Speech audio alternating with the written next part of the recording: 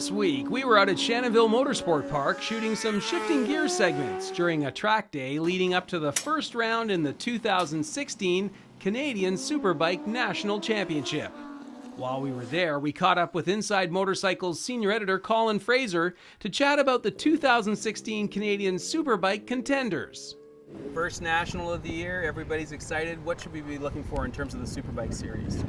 Well, it's easy. It's Jordan Zoke versus the world, right? When you won all 7 races last year, and he's now done that twice, 2010 and last year, everybody's gunning for you. And of course, the problem is it's not up to Jordan to slow down, it's up to everybody else to speed up. Now, the good news is we've got a bunch of new people, a bunch of young guys, new motorcycles, so there's lots of reason for optimism, but he's still absolutely the guy to beat. He's only won those 11 Superbike crowns so far, so hopefully he can improve too.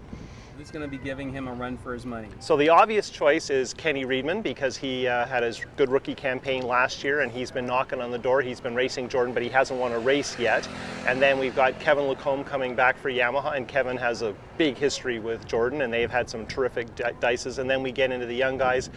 Bodie Eadie's back on the tour from Saskatchewan. We have Ben Young on a BMW. It's his first season racing Superbike in Canada, so that's going to be a challenge, particularly when he gets to Shubenacadie, right? Because if you haven't been there, it's a survival course and it's a double header this year in July. So there's a lot of interesting storylines to follow, and of course the returning guys, you know, if you were a 4th place guy last year, you're trying to be a 7th or 8th place guy. So the field's a little bit deeper, a little bit more competitive, and hopefully there's enough change that it becomes less predictable, because if it's 1 or 2 guys against each other, it's kind of easy to see how it's going to play out, and Jordan has been very good at managing those situations. Right. But if we can have 4 or 5 people, then it gets a lot more complicated, and that's entertaining.